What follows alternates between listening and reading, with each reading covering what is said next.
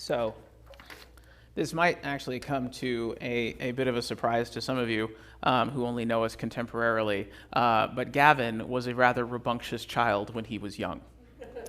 Uh, and one of the things that was a sort of constant in our household was, trying to keep Gavin entertained, especially in those early years when I was in seminary and Dane was in school and there was a lot going on.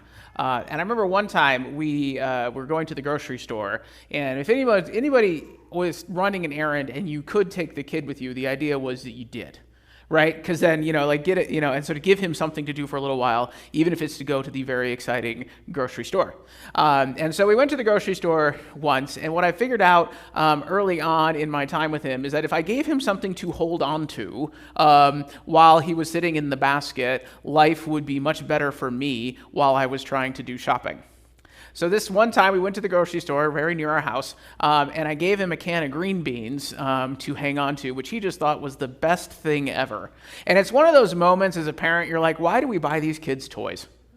Right? He is happier with this can of green beans that he's never seen before than he is with anything else I could have possibly handed him. So he's sitting there holding the green beans, and I'm getting all the shopping done, and we're trying to get out of there. And so we go and we pay, and then we get all the way out to the car, and I'm loading the car, and I go to pick him up and put him in the car, only then to realize he is still holding the can of green beans. And that my kid is not only rambunctious, my kid is now a thief. And I'm like, great. He's 1 year old. He's going to have a criminal record from Safeway.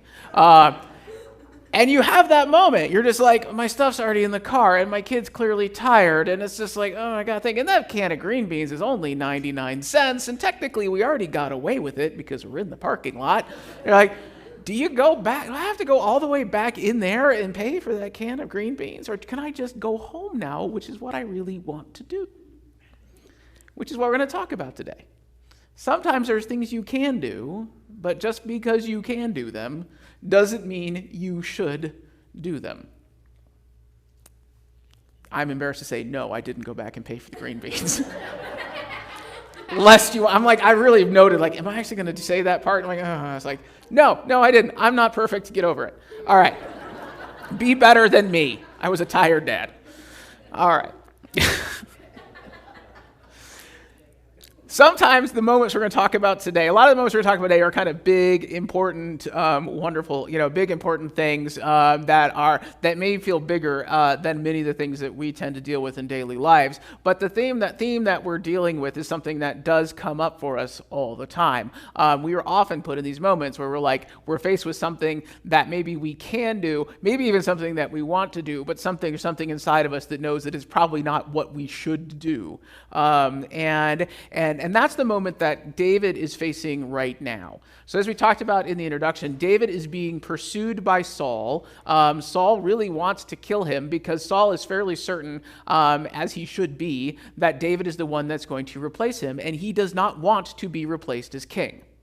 Now, Saul's tried to get along with David on a couple of times. He actually worked with David. He respected David. One of David's wives is actually Saul's daughter. And so he did his best. But Saul figured out over time that David was a really good person. He would not have stolen the green beans. He would have gone back and paid for them. And in fact, did many more things like that.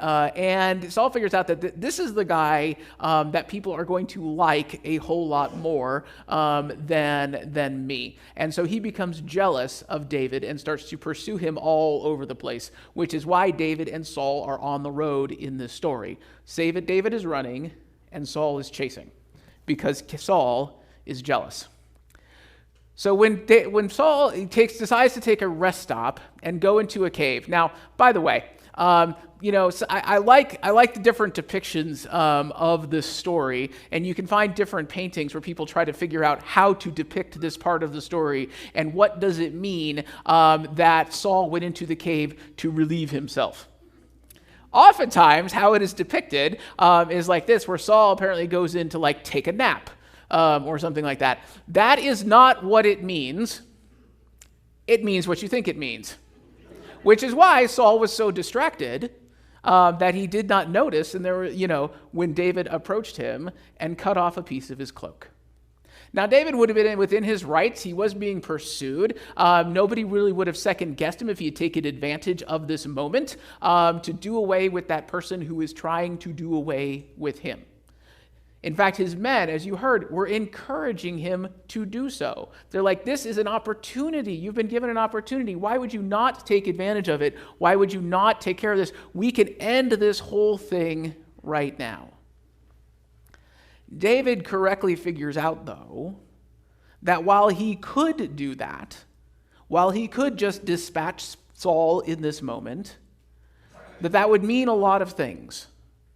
And one of the things that it would mean is if David was the kind of person who would do that, then maybe David isn't the kind of person that Saul should be afraid of.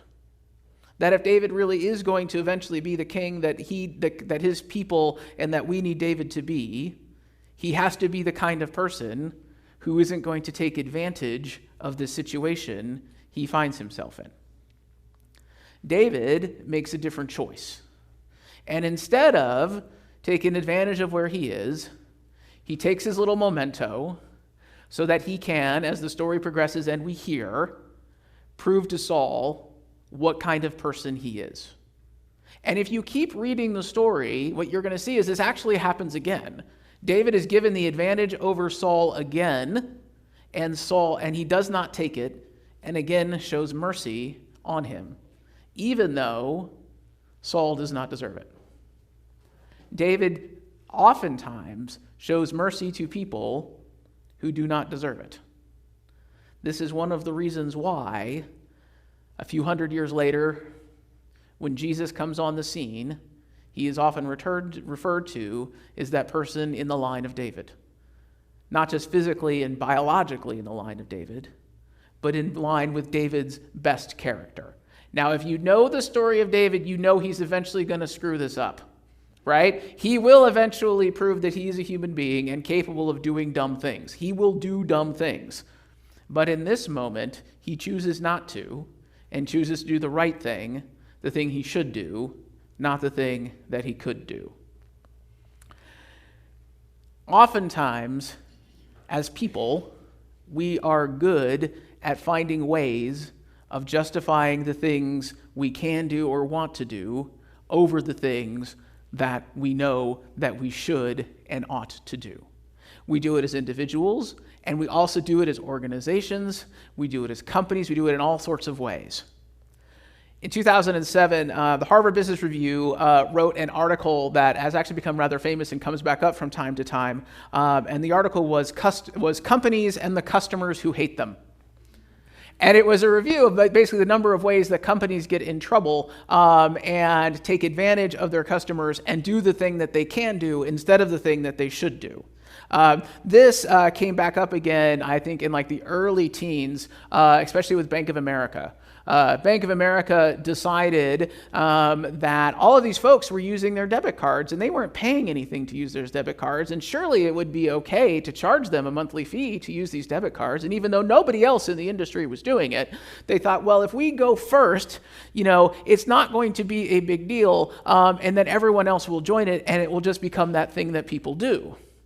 Now, if you remember anything about this story, Bank of America got to do it for all of about 1 month before the outcry was so bad and nobody else joined in. In fact, not only did nobody else join in, as other banks and their rivals starting to run ads basically attacking them and saying, well, we would never do that to you.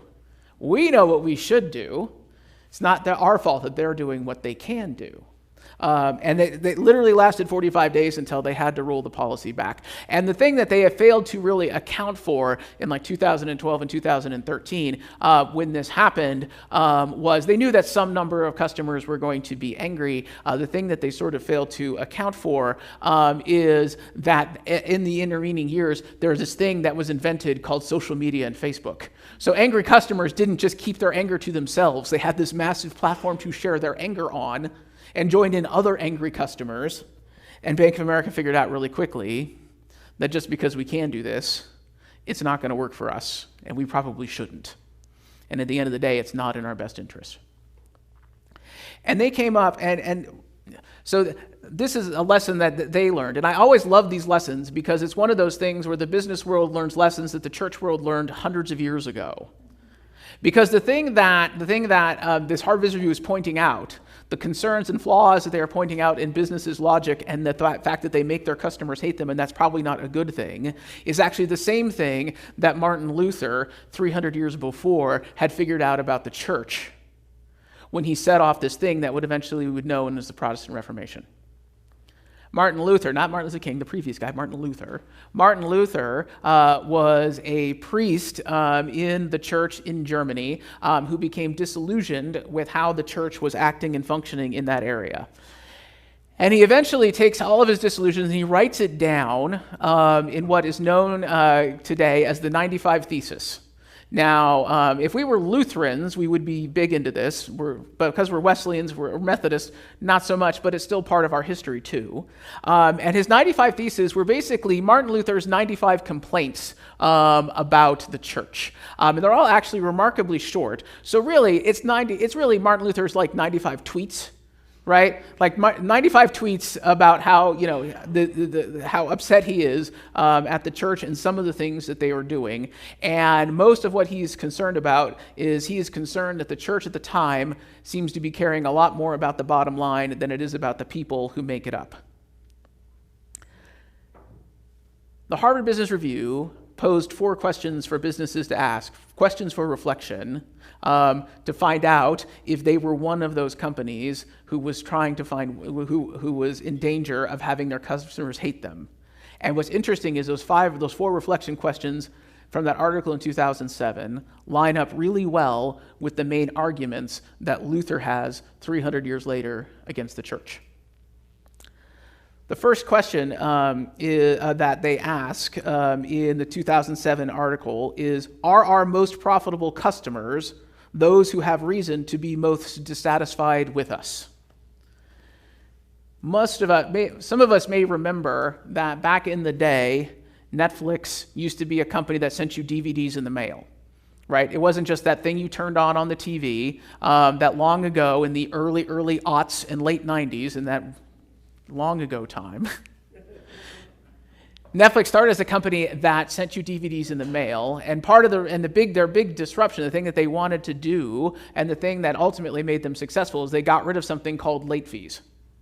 And most of you who are younger of the younger generation, first off, don't even know what renting a VHS tape is, and I feel sad for you. But you also don't know the pain of the late fee. So it used to be, back in the day, if you rented a video and didn't return it on time, they charged you a fee.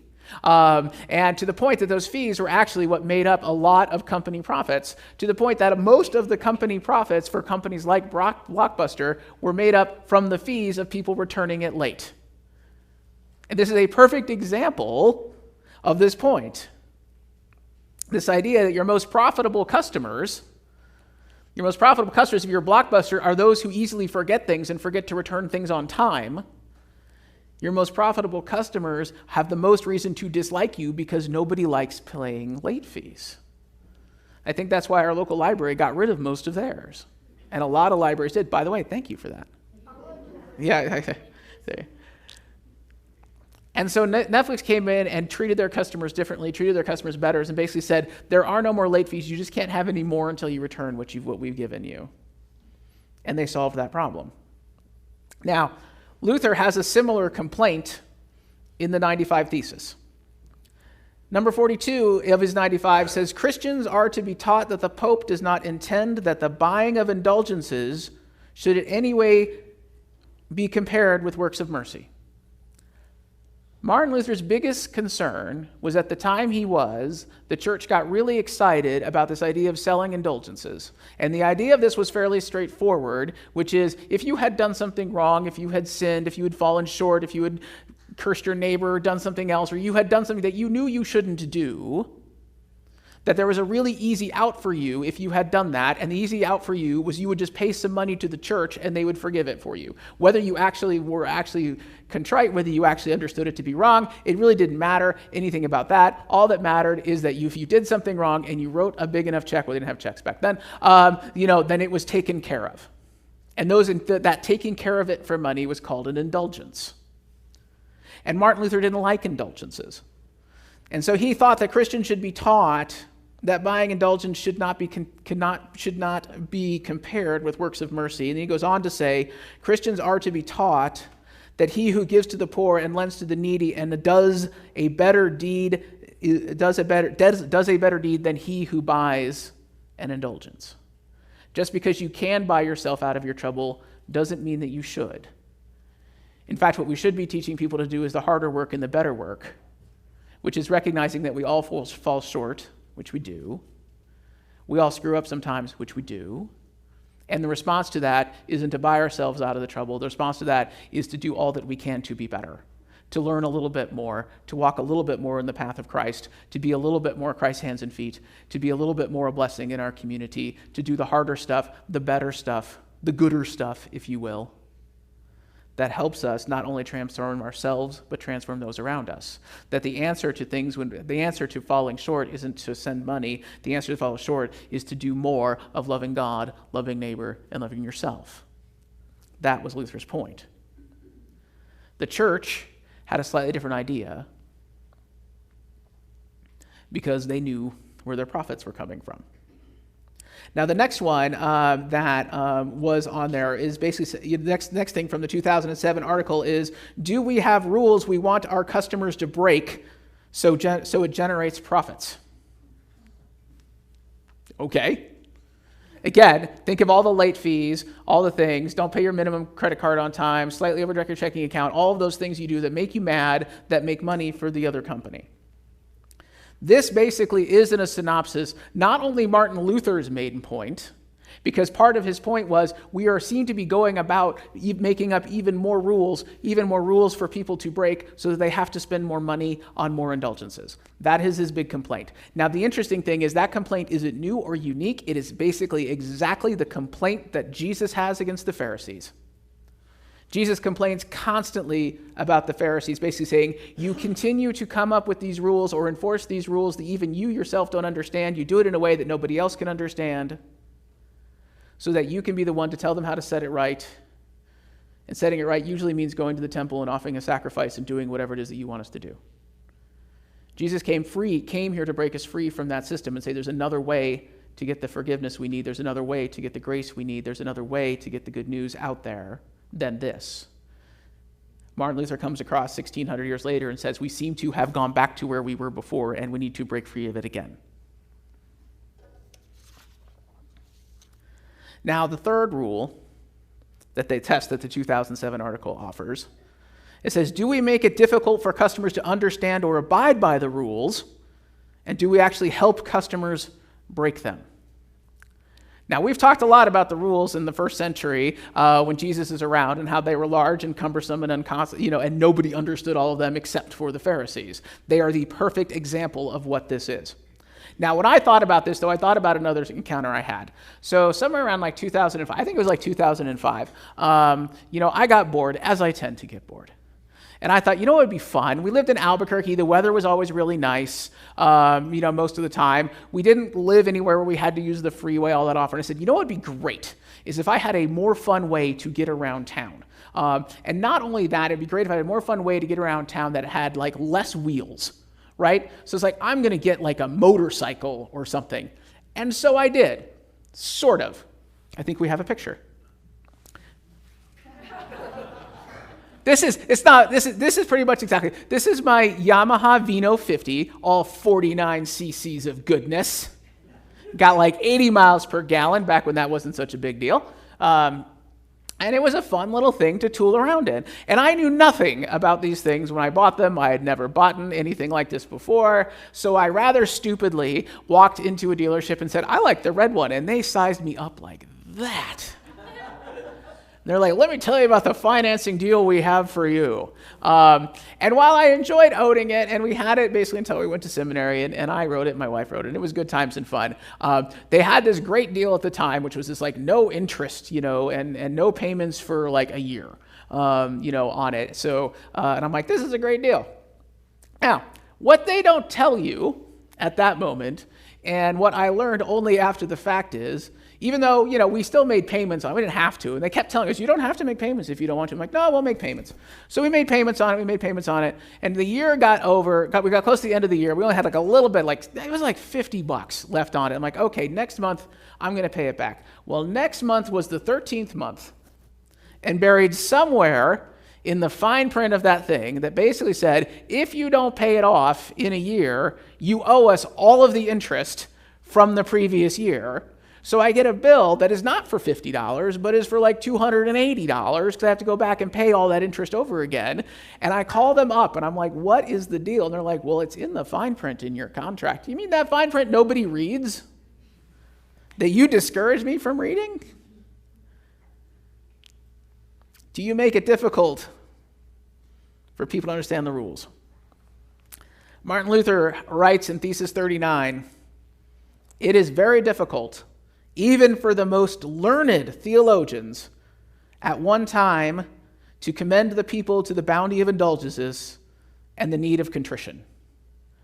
What he's basically saying there is it's impossible to do both these things at the same time. You cannot encourage somebody to, one, pay indulgences and buy themselves that get-out-of-jail/purgatory free card, and encourage them to actually live the life that Jesus wants us to live.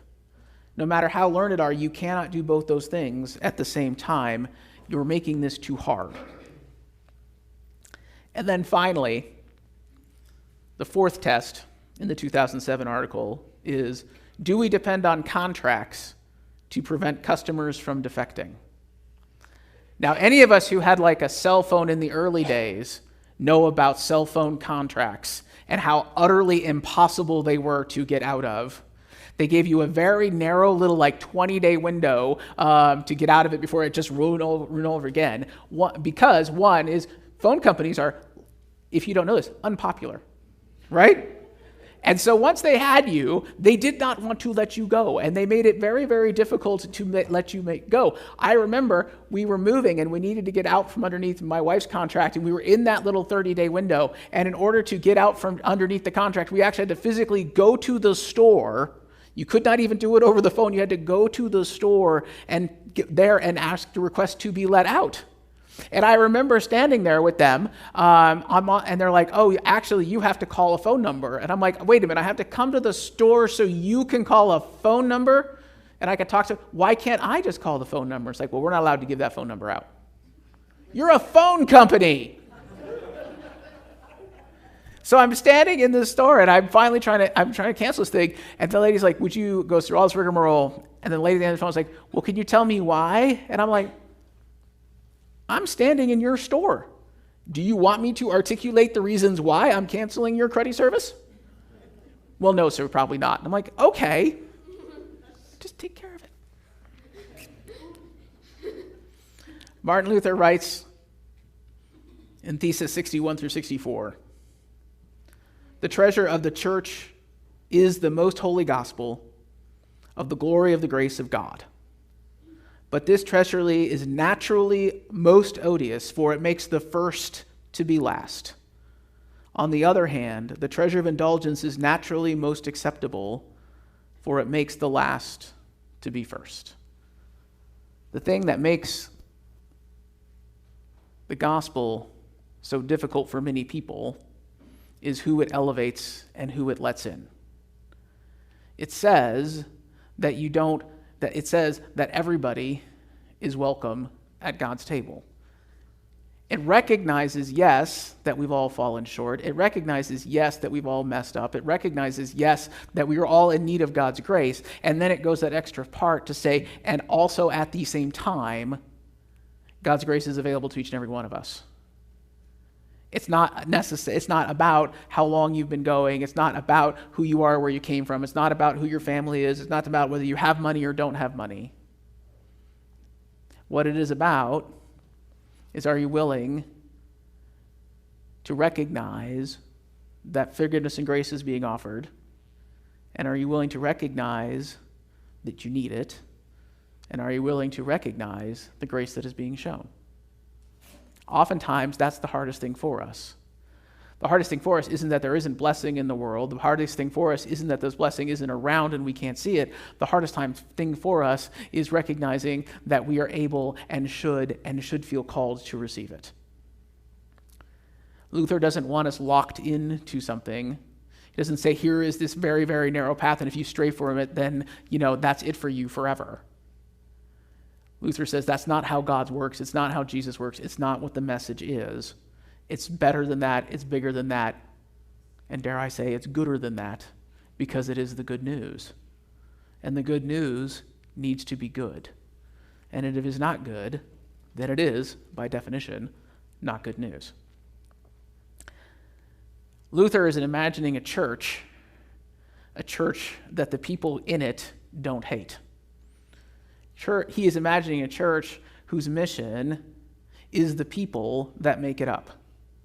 He's imagining a church whose priority is to make sure that as many people as possible know that they are loved and lovable, and as many people as possible know of each and every person's calling to love God and love neighbor and love themselves.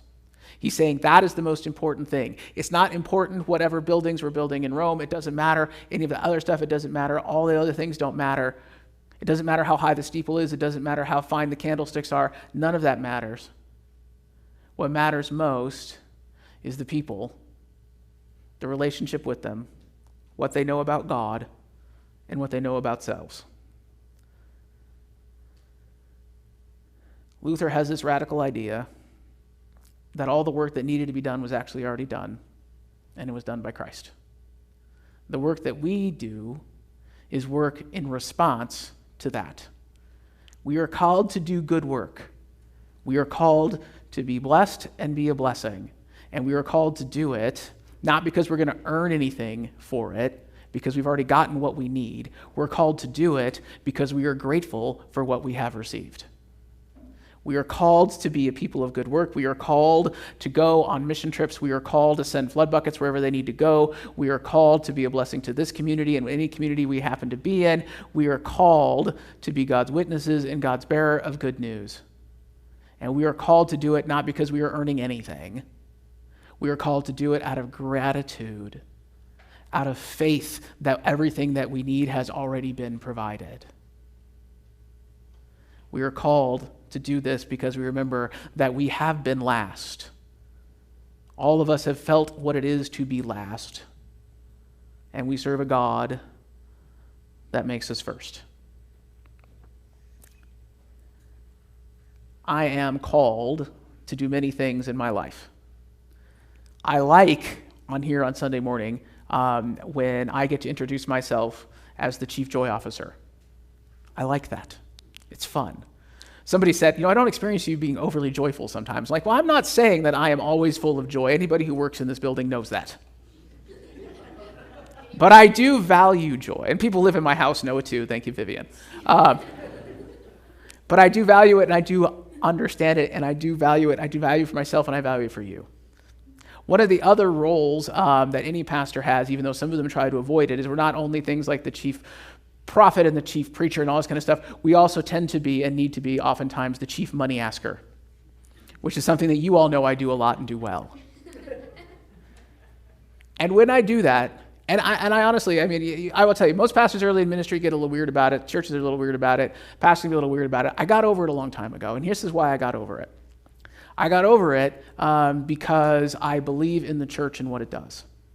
I believe that the church is at its best when it's about its people. I believe the church is unique in the world in what it is that we do and the message that is that we share.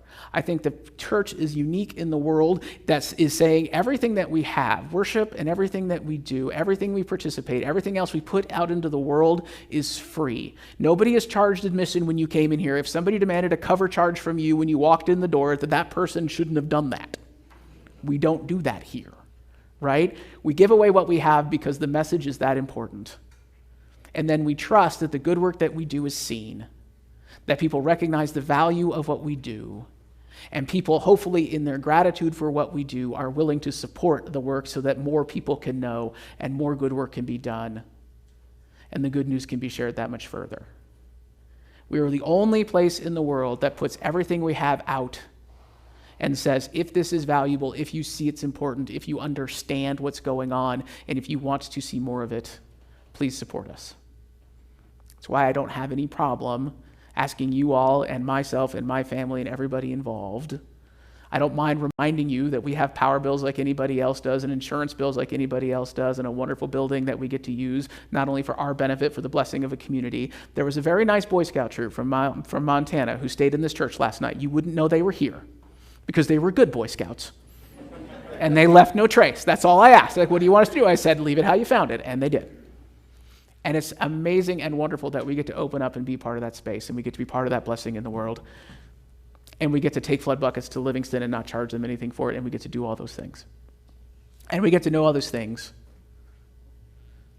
We get to do all those things because we come together and we recognize that they're important. And we recognize that we are blessed and a blessing. And because you all are willing to invest in that moving forward. In Luther's day, the church lost sight of that. They lost sight of the fact that the good news they had was good, and that they needed to trust God and trust the Spirit, and trust that if the good news was good and they were about the good work, then they would have what they need. And so they went down a different path of transaction where if you do this, then you get that. If you pay for this, you get that. The same path the Pharisees went down 2,000 years ago, and it led them to the same place, which is to say a place far from the gospel. And so Luther came along to remind them of it, what it is and what the good news is. So today, let us not forget. There is lots that we could do on our road of life. There's a lot of we could do on this trip we are taking this summer. There's a lot we could do. The world will let us get away with a ton. The world does not demand that we actually be nice to each other. The world doesn't demand that we actually be generous with each other. The world does not demand that we show love to each other and our neighbors and ourselves. No one's going to make us do it, but we should. We should love God and love neighbor and love ourselves. We should go about doing the work that God has called us to. We should put more work and love and grace and peace into the world.